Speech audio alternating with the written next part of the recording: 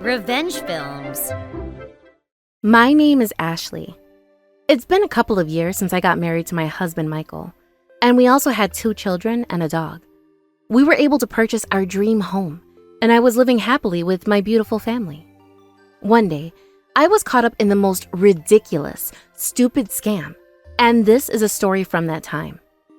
I have been using the exact same email address since I was a student, and one day, out of nowhere, I received an email from my ex-boyfriend to that email address. When I opened it up, I was shocked at the contents of it. In the email, my ex-boyfriend claimed that I had borrowed money from him in the past, and he was demanding that I return the money after all of these years and that I had been running away from him. I had no idea what this email was talking about, and for a moment, my mind was full of question marks and confusion. So, since I didn't know what he was talking about, I simply replied that I hadn't borrowed any money from him. But his response was that he let me borrow money and he insisted on it. Not only that, but he also started saying that I needed to pay back all of the money that I had taken directly out of his wallet. I, of course, had never once taken any money out of my boyfriend's wallet. And to be honest, my ex-boyfriend wasn't such a money-hungry person to begin with, so I was even more confused.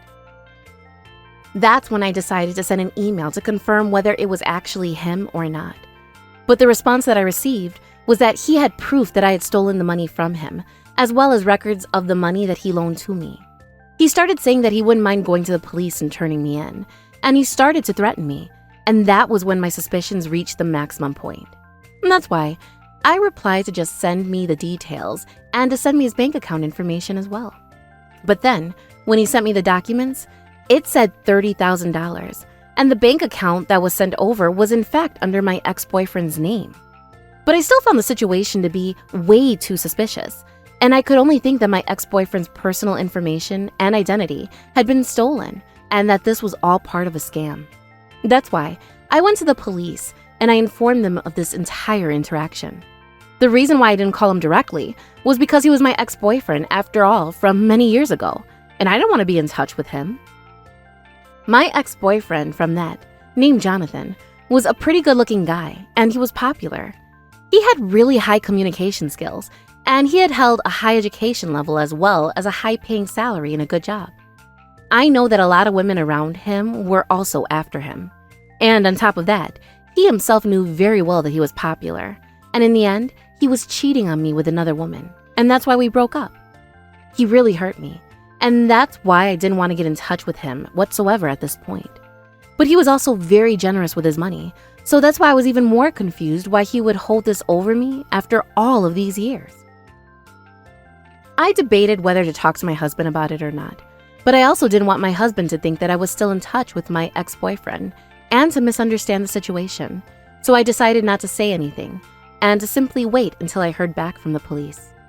But it didn't take long for them to get back to me, and I was shocked to find out who was behind those emails. It turns out that it was actually my ex-boyfriend's wife, Karen. The reason why she was sending me these emails was because she had used up all of the household living expenses. Of course, my ex-boyfriend had a high-paying job and was receiving a good salary, so there should have been more than enough money inside of his account. However, she had been using that as much as she wanted and chipping away at it, and yet it still wasn't enough. So she started taking out loans left and right and had borrowed money from multiple sources. And then she must have realized that if her husband found out about it, then she would be in quite a lot of trouble, and this was a scam that she came up with to try to cover up her tracks. When it comes to this ex-boyfriend, I can understand, because he had a good salary and a good face, and was handsome. So apparently he had been going out with multiple women, and within those women, there were many that were only dating him because they were after his money. And his current wife knew that Jonathan still had the contact information of many of those women. And so, just like she had sent that email to me, his wife started sending emails to any woman that she could find in his contact information that she knew he had history with. And when she sent the same emails to them, apparently there were some women that actually sent the money into the account. In reality, like I mentioned before, Jonathan was always quite generous with his money, so I can only imagine that there must have been some women who he actually, in fact, did lend money to.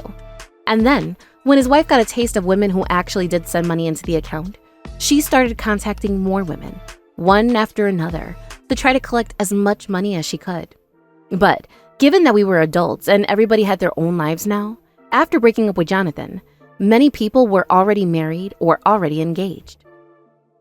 If they were sued over money like this, it would become a big problem, so many women gave in and simply made the deposit, which meant that Jonathan's wife was getting more and more money collected. Eventually, she found my email address, and that's why she contacted me. However, because I reported the whole incident to the police, everything that she had been doing was exposed. And of course, Jonathan found out about everything that was happening and was furious. Apparently, Jonathan was super shocked that I received an email like that from him, but he was actually even more shocked that I was married with children now. I received a message from him apologizing for his wife's actions, and in order to discuss what actions to take next, and we made plans to meet. I was going to be seeing Jonathan for the first time in years, but thankfully his wife didn't come, and Jonathan was the only one that showed up to the cafe. When Jonathan saw me, he tried to make small talk, talking about how many years it had been since we last saw each other. But to me, I didn't care about any of that. I just wanted to hurry up and finish whatever discussions needed to happen and leave as soon as possible. Of course, he did apologize to me, but I don't know what Jonathan was thinking because he suddenly started asking if we could exchange phone numbers and stay in touch. But I immediately declined and went home after the business was finished. I later found out that in the end, Jonathan's wife was in fact arrested. And not only that, but she was charged and found guilty and sentenced to prison time. I wasn't actually a victim in the end, so I didn't really care what happened to her or them, as long as I wasn't involved anymore. But I found out that somehow my ex-boyfriend's ex-girlfriends had all become connected somehow, and they all found out that it was Jonathan's wife that was collecting the money from them. They got in touch with each other, teamed up, somehow organized it together, and went to the police as a group. And the number of women was a whooping 30 women. And the amount that Jonathan's wife had collected from them was actually close to $100,000. Within that group of women, apparently there were some women that had never even dated Jonathan, and the fact that his wife tried to threaten them for money was particularly bad. But as for why that woman ended up depositing the money, apparently Jonathan's wife had put a lot of pressure on her, threatening her and telling her that if she didn't pay the money, she was going to regret it and that she would get hurt. And so she ended up paying $20,000. However, I didn't think I was a victim, but the bigger problem came a few days later. After we finished our meeting, I didn't want anything to do with Jonathan, but apparently he didn't think that his wife was actually going to get arrested and sent to prison, and he panicked. It turns out that my ex-boyfriend actually had a child about the same age as my daughter. I was just thinking about deleting his email address and contact from my phone when I received another email from him. And that was asking me for childcare services. When I read the email, it was so selfish. Jonathan said that he was going to get a divorce from his ex-wife, but that because his parents had already passed away, there was nobody that would be able to care of his son. However, because he was busy with a full-time job and needed to work, he also wasn't able to look after his child. The email went on that Jonathan would come to pick up his child on the weekends, but until his ex-wife got out of prison, that he wanted me to raise his child. As if such an idiotic request would ever go through in this day and age. Despite it being a ridiculous request, I was also confused as to why he made the request to me. We haven't been in touch for many years now, and I was amazed that he would be able to ask such an outrageous thing out of me. When I saw the email, my jaw dropped to the floor, and I honestly was at a loss for words. It was obvious to me that my ex-boyfriend's wife was a strange and terrible person, but I felt like this made clear to me that my ex-boyfriend himself was also a strange and terrible person. That's why he sent that request to me. I tried to politely decline, saying that I wouldn't be able to do that. But then he got pissed off and started yelling at me, saying that I was the one that said I loved kids, and asking if I only cared about the well-being of my own child and was going to let another child have a bad life, and called me a terrible person. He's the one that's terrible, though. He was trying to leave raising his own child in the hands of another person, and I couldn't believe the words that he was saying. I didn't want to deal with him anymore, so I simply replied to him, "Please take responsibility for your own life," and ended it there. Immediately after that, I deleted his email and blocked it, so I would never have to be in touch with him ever again. Because the whole incident turned out to be a much bigger deal than I thought, I also had to deal with the police investigation in the aftermath of the incident. In the end, my husband did find out about what happened, but his only response was that he was worried about me. It didn't turn into a big deal between the two of us, and I was thankful. But in that case, I wish I had told my husband everything from the beginning, and I wish I had brought him with me when I had to go and meet my ex-boyfriend at the cafe. Because I went by myself, he probably thought that he could take advantage of me. And it terrifies me to think that maybe my ex-husband thought that he'd be able to start over with me as a secret to my husband.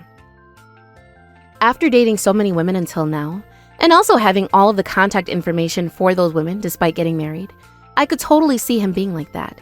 Because he had always been so popular with women, he probably thought that any woman would feel lucky to be with him if he invited them back into his life. Seriously, what a pain. But very luckily, the only way that my ex-boyfriend and I were still connected was via email. And because I didn't tell him my phone number or my address or anything like that, I don't think I would have to be in touch with him ever again. As for our mutual friends that we were both still in touch with, I already told them about the situation with him and his wife, so they know not to tell him, and I don't think he would find out where I live. If anything, they were all disgusted by him, and they would probably ignore him even if he contacted them anyway. I never could have imagined that I would get roped into a situation like this by an ex-boyfriend who I hadn't spoken to in years. But to be honest, to me, he was part of my past that I wanted to forget, and I felt relieved that I was finally able to cut off all ties with him.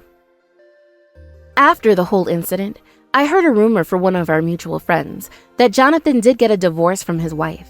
However, she refused to sign the divorce papers and was already in prison, so the divorce was in limbo. And it turns out that his company found out about the situation, and they are considering firing him or relegating him. It wasn't like my ex-boyfriend himself did anything in this case, but to be honest, I don't feel any pity for him, because he got himself into this situation. How was today's video? If you enjoyed it, please subscribe, like, and leave a comment. Stay tuned for more.